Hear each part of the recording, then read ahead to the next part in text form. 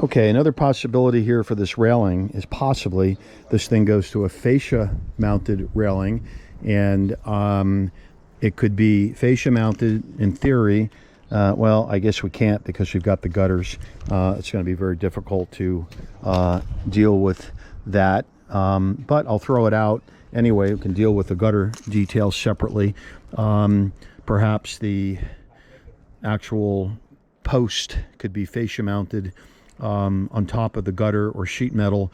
Anyway, that would seem to possibly work in concept, and that would also give us the outside barrier edge to put up a frame for the bison support system.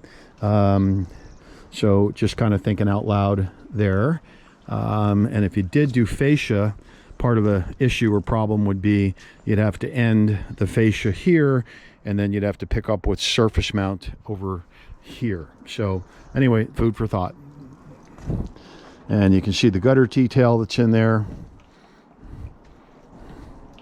Okay, that's it down up here.